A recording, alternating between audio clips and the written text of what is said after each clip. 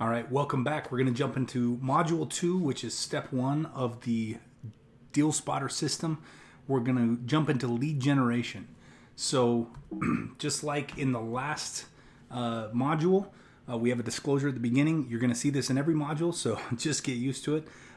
Basically, this disclosure says I am not a licensed attorney, accountant, financial advisor, broker, or agent of any kind. Basically, I am just a student just like you.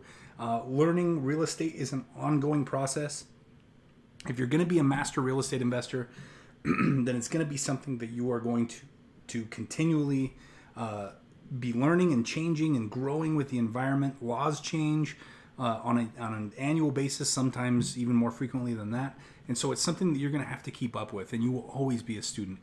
I am just a student. I've been really successful with the strategies that I've implemented.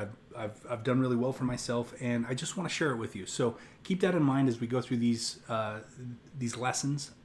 But let's dive in. Let's talk about step 1 of the Deal Spotter system, which is lead generation. Now, lead generation, we use leads from multiple sources, and the source that I want to talk about first is distressed owners. Like I talked about in the introduction module, in module 1, good deals are not usually found from agents or from Zillow or Redfin or any of those other sources. Good deals are usually found by finding people with problems and helping them solve those problems, usually in the form of a cash offer or a seller financed offer. There's a lot of ways and a lot of strategies that you're going to learn about throughout your education that are going to teach you how to help these people solve problems. What we're going to focus on now is just simply how to identify these people and how to reach out to them. So in this particular module, I'm going to talk about a lot of financing strategies and other strategies that I'm not going to go into detail on this module. What we're going to talk about specifically in this module is where to find people in distress, where to find those leads that could potentially turn into good deals for you. So here on the screen, you can see a whole list of ways that we can find distressed owners or distressed properties. And I want to take a second to just go into a little bit of depth on each and every one of these. So let's just start at the top of the list. Let's start with absentee owners. So an absentee owner by definition is just simply somebody who owns a property that they do not live in the same area as the property. So this is going to be somebody who maybe owns a property that's in your area but lives in a different state or lives in a different country. And a lot of times people who own rentals or people who are out doing fix and flips are uneducated investors. And we can benefit from this because uneducated investors often run into problems. And absentee owners are no exception to that. A lot of times what you'll find with absentee owners is that they have a property, like a rental property, where they moved out of state or they lived out of state and they purchased this property and they rely on the tenant to maintain the property, or they rely on their brother-in-law or their neighbor or somebody to help them make sure that this property is staying in good condition. And eventually what happens is the property falls into distress, and the owner gets frustrated, and they don't know how to deal with it because they live far away. So absentee owners, while not every absentee owner is going to be a good lead, absentee owners a lot of times are frustrated with their properties and are open to receiving an offer. So they're going to be a good source for us. Now, absentee owners are found the same way that a lot of these leads, these distress leads, are found, and that is through county record. Now, you can generate these leads by simply going to the county. Keep in mind that it may be different county offices that have these different leads. So you may, for one lead, you may be looking at the county courthouse, and another lead you may be looking at the county clerk's office, and another lead you might be looking at the county recorder's office. So just keep in mind that you may not find all of these different lead sources at one office in the county. You may need to go to multiple offices to find these leads. But the reason absentee owners are great is because a lot of times they're frustrated with the situation of their property because they don't have very much control over it by nature of being an absentee owner. So by reaching out to them and asking if they're open to an offer on their property is a great way to generate a lead. Now, going directly to the county, it depends on your area. It depends on the county, the culture at the county office, a lot of things. Some counties are really open and willing to work with investors and people that are requesting these lists and these databases. Other counties are not. So what I've found is that a really good tool for that is title companies or agents. Title companies and agents have access to county records and can pull this information. Now, keep in mind that this is something that's going to require you to establish a relationship with that title company or with that agent, which means that you're going to eventually need to provide value to them. They're providing value to you by sending you these lists. You're eventually going to need to provide value to them to keep the relationship positive. It's a value exchange. So, title company is a great way to generate those leads. If you're going to use a title company to send you these various leads, then make sure that you're providing that title company with business. When it comes time to close on a property, use that same title company to close on the property. Give them business, because that keeps the relationship flowing and that keeps the value exchange even. Absentee owners, fantastic way to generate property leads.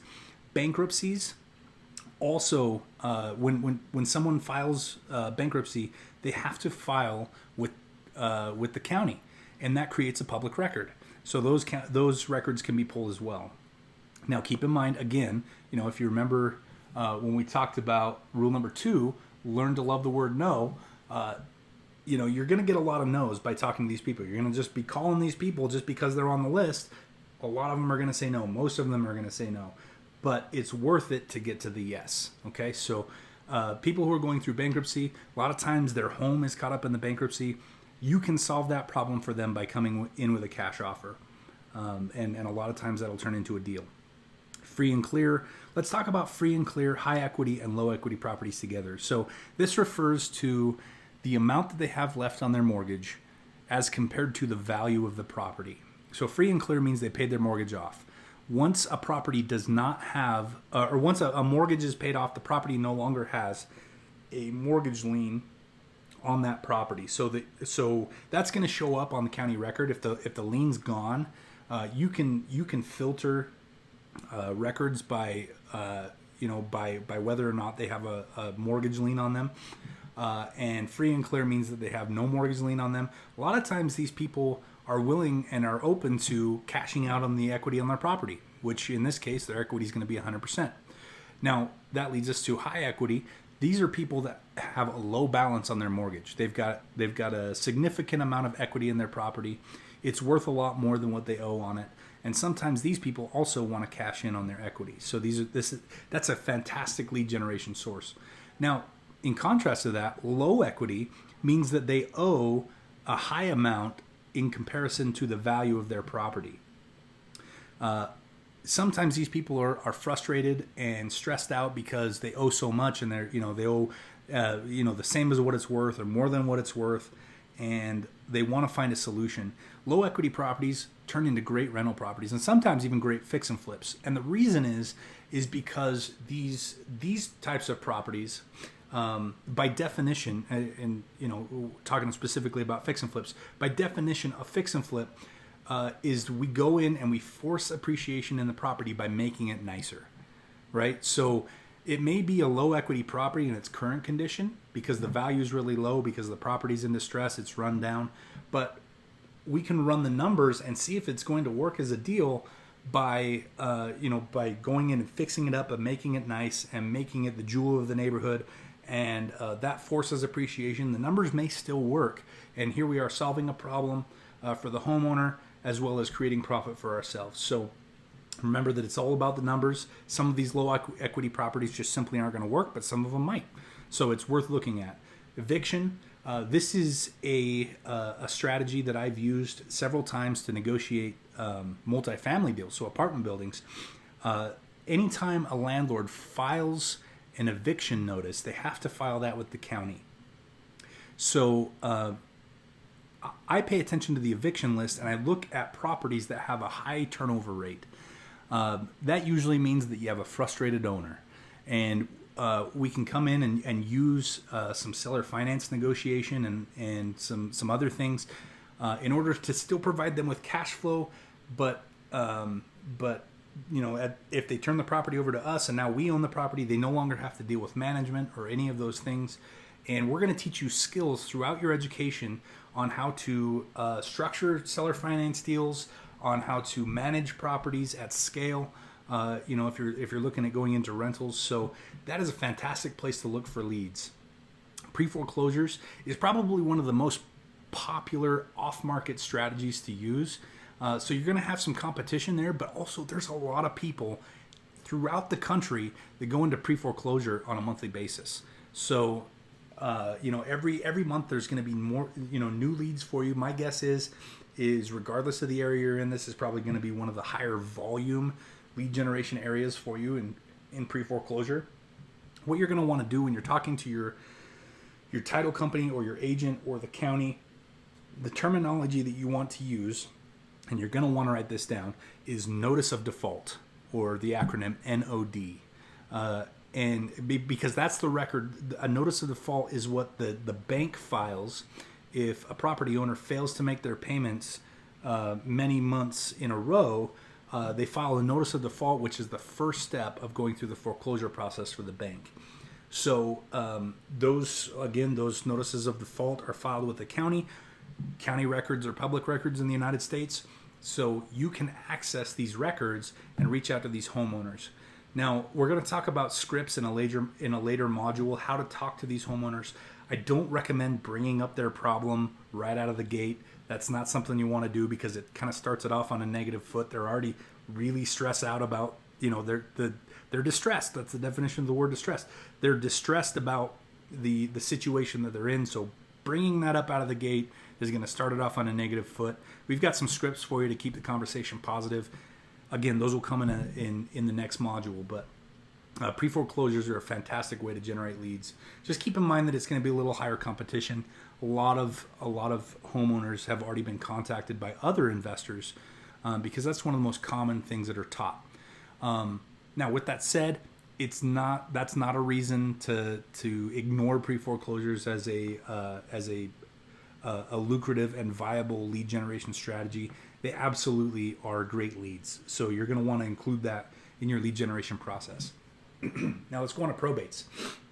So probate is a process that the state uses when somebody becomes either incapable of managing their property, or for example, they got mentally disabled, or or physically disabled. They're no longer capable of managing their own estate, so that estate goes into probate, or they pass away. In either case, the probate process is to decide who that property belongs to at this point. In some case, there are trusts or there are wills in place where the property owner decided in advance who would be receiving that process. In that case, the probate process is very short, or even in some cases non-existent. But there are many families out there that don't have trusts or wills in place, and at that point, if the person were to pass away or become incapacitated in some form, the state would then go through the probate process to decide who the heir of that property is. So during that process, it can be really stressful for the family and for the potential heirs. So we can come in and provide a solution for that. And the probate records include the executors of trusts, all of the people who are officiating the probate. So it gives you the exact contact to reach out to in order to make an offer on that specific real estate property that's in the probate process. Upside down properties. These are properties where people owe more than what the property's worth. And in that case, a lot of times they're distressed because their debt is higher than the value of their asset. So we can come in and not in, again, like the other high equity, low equity, specifically the low equity lead generation strategy. Not every property is going to be a deal, and you got to understand that, and that will be uncovered in step 2 of the deal spotter process. But they are good leads, so you still want to use those as a good lead generation source. Next on the list is meth contaminated houses. So sometimes it's not the property owner that's in distress. Sometimes it's just the property itself. And I live in the Mountain West. We got a big problem with this, with meth contaminated houses in the Mountain West. I know, I've heard that in the East Coast that's not as big of a problem, but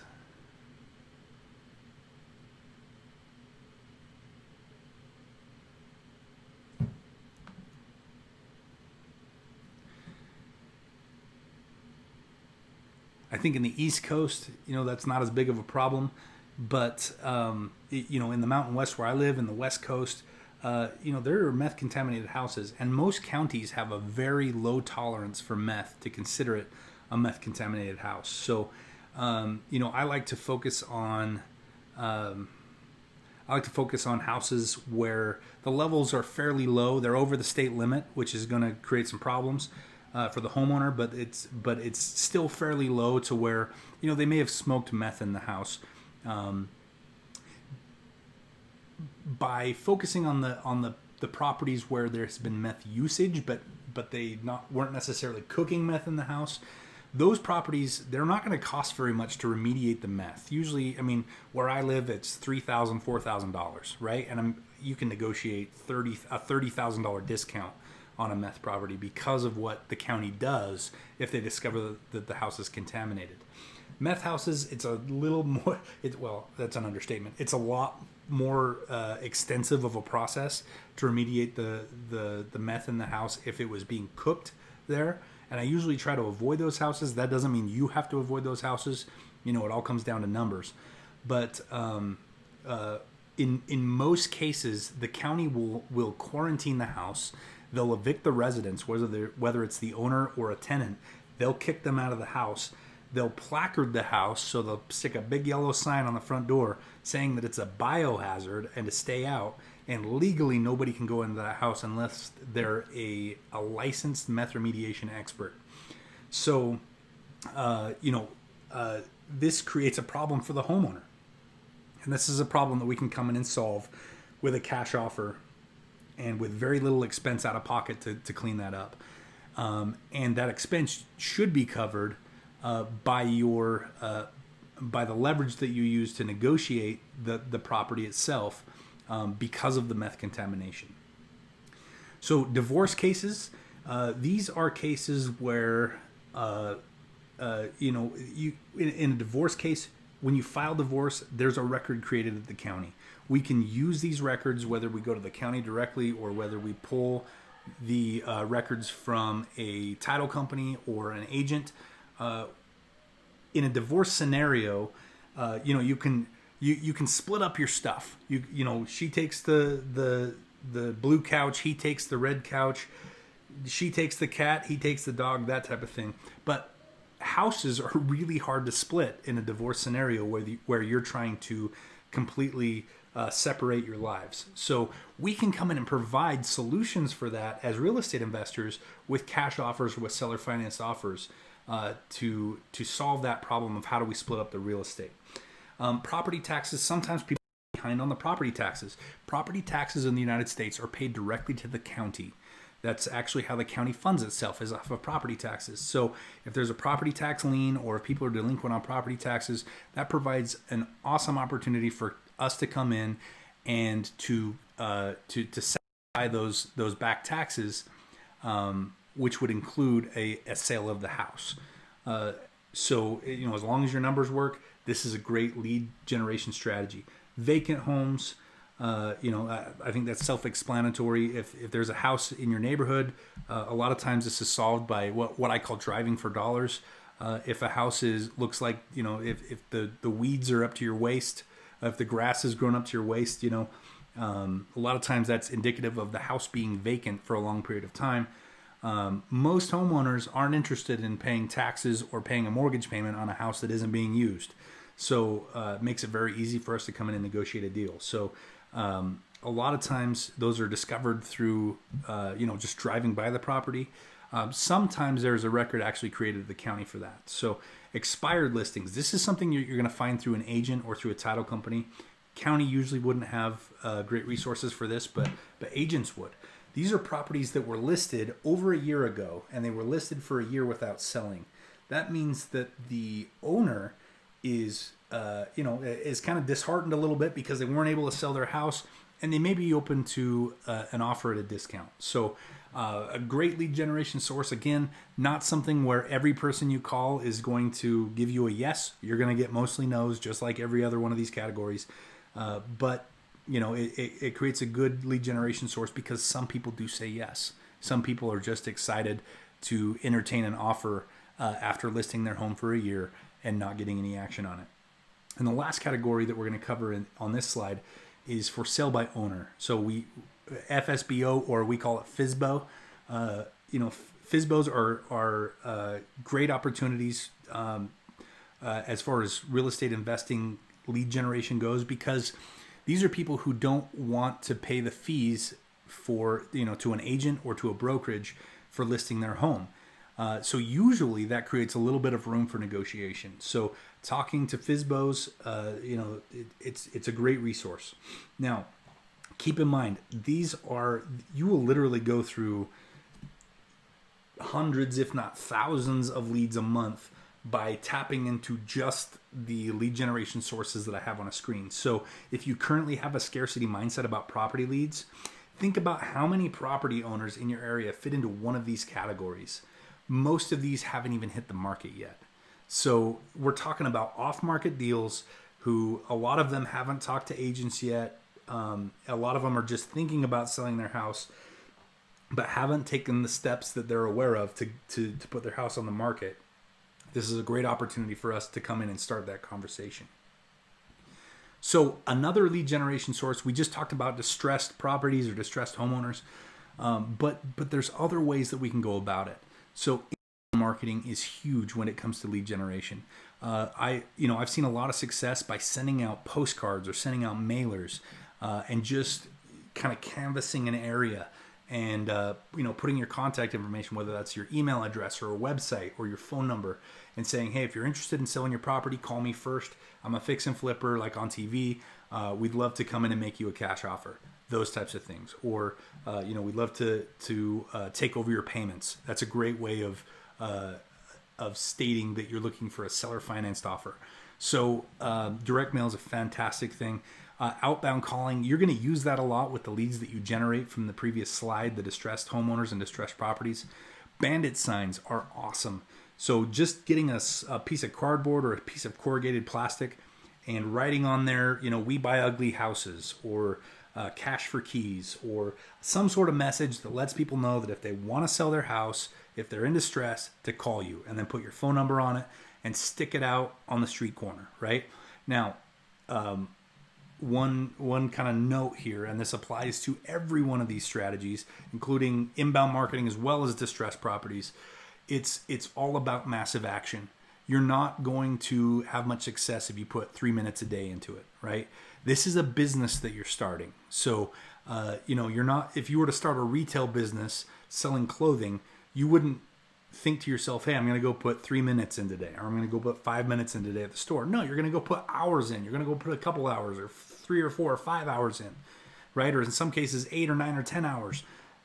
It's the same way here. You've got to put the time in. You've got to take massive action with these things. So one bandit sign, probably not going to create very many leads. But 100 bandit signs, or even 25 bandit signs, probably gonna generate some leads. So keep that in mind. You got to take massive action. Door knocking is another awesome approach. Just reaching out to the homeowner directly, going door to door. I actually just talked to an investor the other day who knocked on my door, my personal residence, and I had a long conversation with him, because I'm a real estate investor as well. But it's a fantastic way to start those conversations. If you're a little intimidated by talking to homeowners that way, by knocking on their door, sticky notes is great. Create a whole bunch of sticky notes that are handwritten that says, hey, I love your property. I'd love to make you an offer. Call me, and then leave your phone number and a smiley face or a heart or whatever your personality is, and stick it on their door, and do that to every door. Canvass a neighborhood, right? Spend a few hours a day doing that. And then also, one of the most underutilized resources is warm market. Your warm market is a fantastic way to generate leads. And what I mean by warm market is the people that you already know.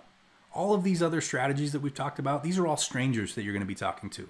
But what about your personal network? What about your friends and family? The people that you know at work, the people that you go to school with.